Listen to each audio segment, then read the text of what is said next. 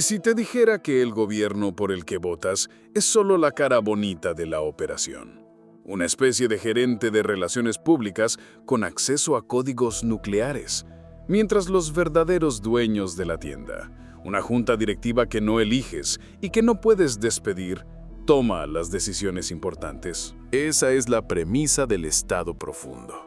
Un término que ha hecho un viaje más salvaje que un turista en festival de música.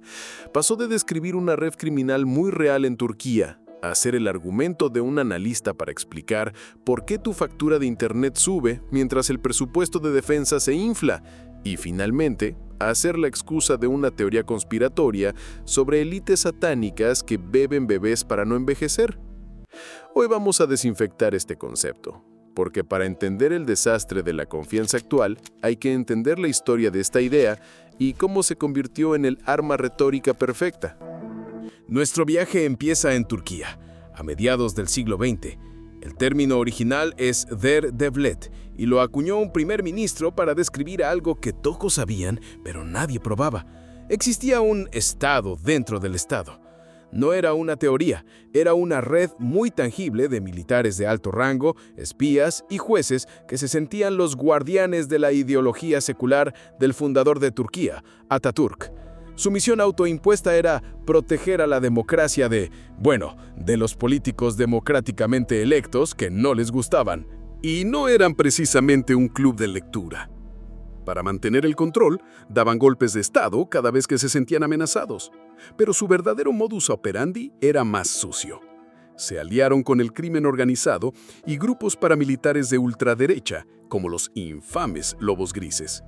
Financiaban sus operaciones con narcotráfico y usaban la violencia para eliminar opositores. Y entonces, en 1996, ocurrió el milagro que todo cínico espera. La evidencia innegable. El escándalo de Susurluk. Un Mercedes se estrella. Dentro viajaban 1. El subdirector de la policía de Estambul. 2. Un diputado y líder de una milicia progubernamental. Y 3. Al volante, Abdullah Chatli, un sicario ultranacionalista, líder de los Lobos Grises, buscado por la Interpol por asesinato y tráfico de heroína. Sí, una excursión de domingo, totalmente normal entre la ley, la política y el crimen internacional. El accidente fue la prueba irrefutable de que el Derin Devlet no era paranoia, era una estructura operativa y violenta con capacidad para operar con total impunidad. El concepto, como un buen producto, se exportó a Estados Unidos, pero aquí sufrió una mutación. Primero, llegó como una crítica académica seria de la mano de Mike Lofgren, un analista republicano que trabajó 28 años en el Congreso. Lofgren no hablaba de conspiraciones en habitaciones oscuras. Describía un gobierno híbrido, una simbiosis entre agencias gubernamentales, Pentágono, Tesoro y las altas finanzas de Wall Street y los gigantes de Silicon Valley. Pero entonces la crítica sofisticada de Lofgren cayó en manos de estrategas como Steve Bannon y Donald Trump, y la transformaron. La vaciaron de su análisis estructural y la convirtieron en un arma retórica increíblemente efectiva.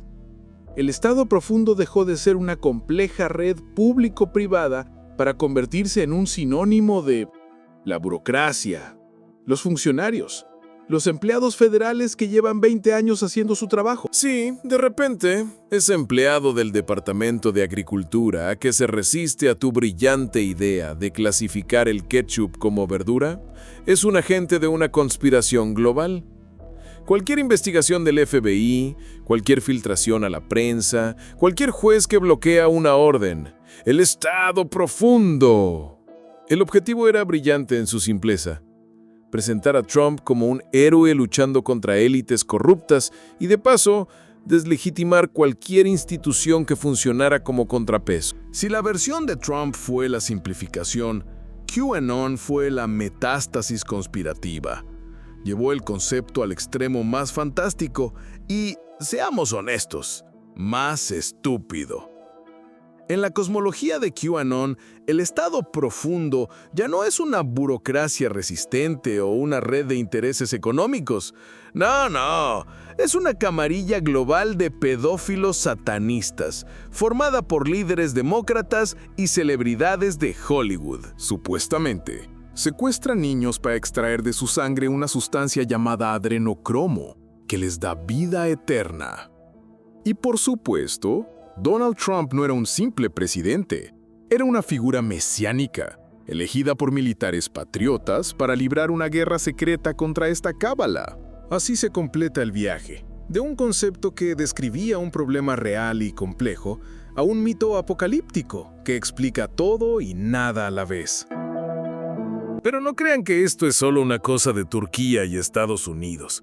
El concepto es tan flexible que cada país lo adapta a sus propios demonios.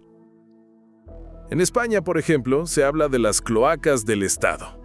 Se refiere a una red heredera de la mentalidad de la dictadura de Franco dentro de la policía, la judicatura y la inteligencia. Su supuesto objetivo no es proteger una ideología, sino defender la unidad de España de sus enemigos internos, como los movimientos independentistas catalanes, usando la guerra sucia mediática y el espionaje. En América Latina, la idea resuena con el trágico legado de las dictaduras militares. La Operación Cóndor fue, en esencia, un estado profundo a escala continental, una red de dictaduras coordinadas para asesinar opositores más allá de sus fronteras.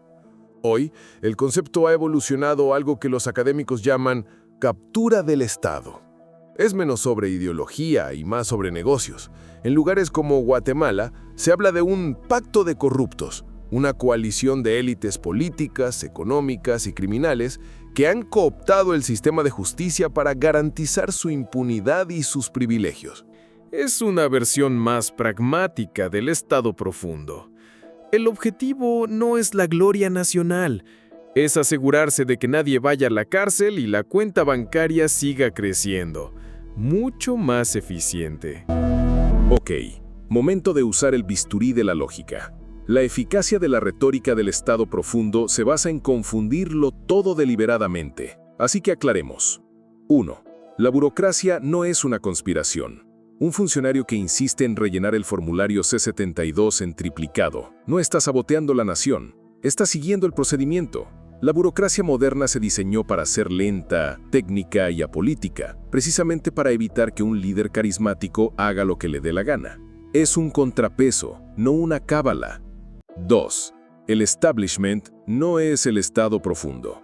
El establishment es visible. Son los políticos, CEOs y directores de medios que ves en las noticias y en foros de lujo. Puedes criticarlos, puedes odiarlos, pero existen públicamente. El Estado profundo, por definición, es secreto y opera al margen. Confundirlos es como decir que el CEO de una empresa es lo mismo que un hacker que roba sus datos. 3. Es mucho más grande que el complejo militar industrial. El presidente Eisenhower nos advirtió en 1961 sobre la peligrosa alianza entre militares y la industria de defensa. La versión moderna del Estado profundo de Lovegren es como si a eso le añadieras Wall Street, Silicon Valley, los lobistas, los contratistas privados de inteligencia y los think tanks. Es el complejo militar industrial financiero tecnológico congresional. Un nombre tan complicado como el problema que describe. Entonces, ¿el Estado profundo es real? A veces, como en Turquía, ha habido redes criminales dentro del Estado que encajan perfectamente en la descripción.